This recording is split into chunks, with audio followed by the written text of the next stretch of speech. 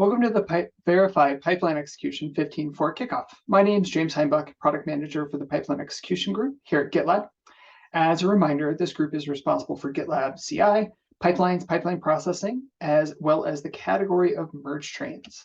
I'm joined today by the Pipeline Execution Product Designer, Vitika. You will find a link to the 15.4 Kickoff page with links to all the items we're going to talk about today, as well as the Verify Stage direction page with discussion of our future work in the comments below the video.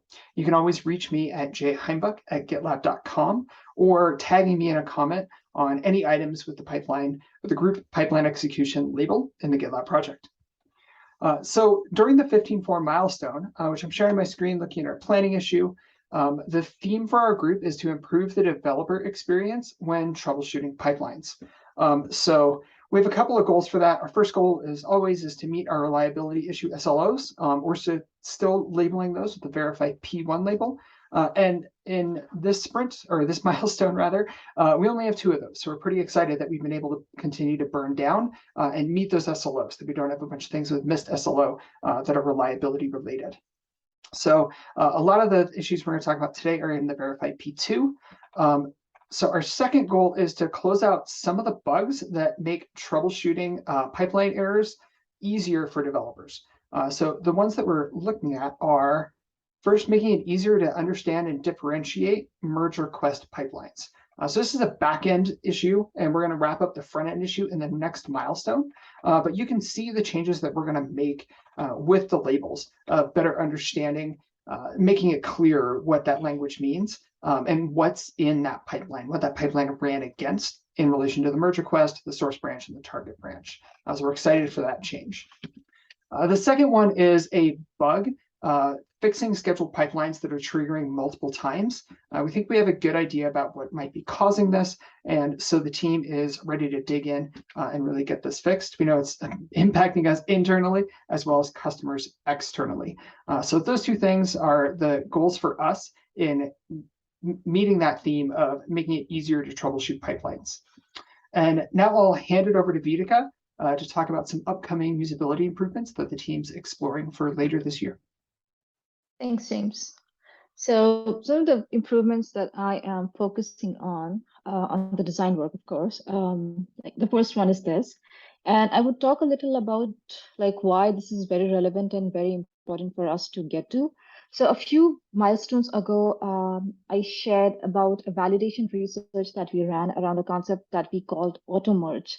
Now, what that will do is it would simplify how we handle complex features such as merge train, merge when pipeline succeeds, and when these 2 work together.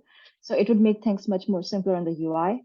Now, this milestone, we are moving a step closer towards our goal by working on this issue that you're looking at right now. And research informed us that you would like for us to provide you with a more clear status of what's going to happen when you click on set a merge request to AutoMerge. So we are going to be improving the copy here a bit. And once that is done, then we'll be all set to implement AutoMerge.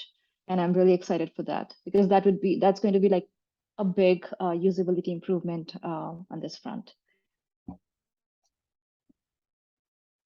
And the next one is a pretty simple one. So what's happening is sometimes there are very high number of jobs in a pipeline. And when that happens, infrastructure-wise, it's difficult to handle those, and that leads to a lot of failures. So while we are working on a backend issue for this to kind of put a cap on the number of jobs that one can create in a stage, apart from that, what needs to be done on the UI is that we need to be thoughtful of when users would at what places and in what situations do we need to communicate it to our users on the UI that there's a limit, there's a cap to how many jobs they can have in a stage. So this is the issue that would take care of that. And apart from this, there's just a few validations that we'll be running this milestone. And one of them is something that I spoke about, I think, in the previous kickoff video. And that's about creating, allowing users to set a quota to their CI/CD minutes usage for the projects which are directly under their namespace. We have the designs now, and we'll be speaking to users to see like what the reactions are like, and if we can get more feedback to improve the designs. And that's it from the design side. That's awesome. We're so excited for 15.4. And I will remind you that we're still collecting feedback on the performance insights experiment that is running. I'll link to our feedback issue and the overview video of that experiment in the comments below as well. So if any of these issues are interesting to you, feel free to tag me or email jheimbuck@gitlab.com. Thanks so much.